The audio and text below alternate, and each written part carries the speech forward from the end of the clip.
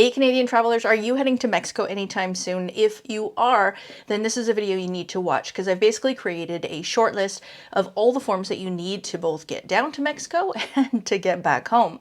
So I've listed out all the different forms. I've got the official websites for you so you can fill this information out ahead of time, and also do have a look through it because there are certain restrictions on when you can fill out the forms, what age is the minimum that's required for the forms, that kind of thing. So do have a look through that.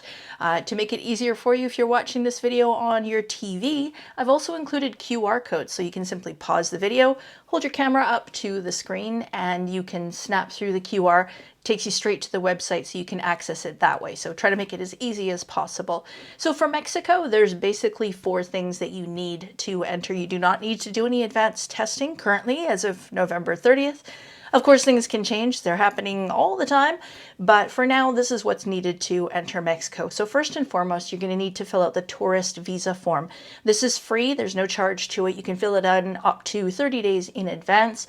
They are handing them out on some of the flights, but not all of them. And if they run out of forms or they only have the forms that are in Spanish, it can be a little bit tricky. I've always printed them out ahead of time.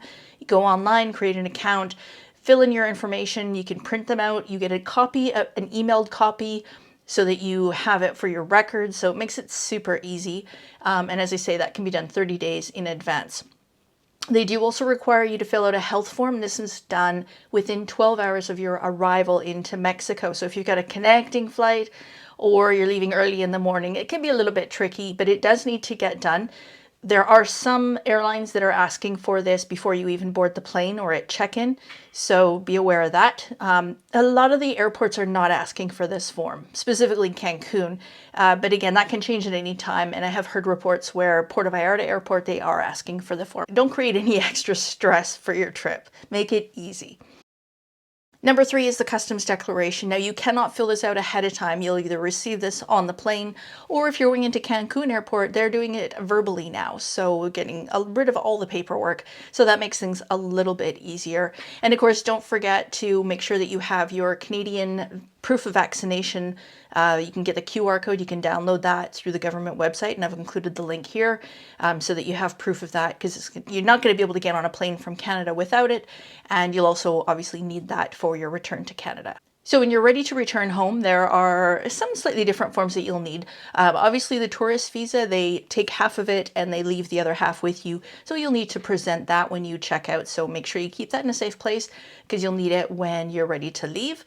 The second thing is you'll need to fill out that health form again. It's the exact same form that you filled out on the way down to Mexico. You'll have an account that you have created, so you can simply go in and fill that out. Again, it's done within 12 hours of your departure from Mexico. Number 3, obviously you'll need to have your negative PCR test result. And of course, once you get to Mexico, you'll want to schedule this right away at your resort. And then within 72 hours of your departure back to Canada, you'll need to get tested, and then they'll give you a copy of the results either by paper or by email. Either one is totally acceptable.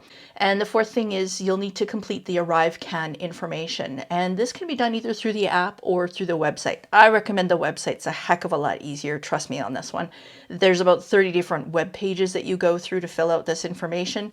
It's just so much easier if you've brought a laptop with you or even a tablet, and you can fill it out on there. It can be done within 72 hours of your departure, and you will obviously need to show that when you get to the airport in order to check in for your flight. And then the last thing is if you are in the state of Quintana Roo, so that's anywhere in Cancun, Mayan Riviera, Tulum, that area, you will need to pay the Mexican tourist tax. It is specific just to that region, so if you're going to Cabo or Puerto Vallarta, you don't need to worry about it. I've included a link here. They've been having some technical difficulties over the last couple of weeks, so you may or may not be able to access it online and fill it out. If you can't, you can pay it at the airport, so not to worry on that, but be aware of it. It's 224 Mexican pesos, which is about Canadian $15 or so. So it's not a hardship, it's not too bad of a tax, but it is something that is required, so be aware of that. So hope you found this useful. If you did, please consider giving the video a thumbs up, and don't forget to subscribe and hit the bell so you don't miss out on any future videos and you get notified of when they come out. Have a fantastic trip in Mexico, and if you have any questions about anything, jot them down below. I'm happy to answer, and I do answer all of my comments. So thanks again for watching, and we'll see you on the next one.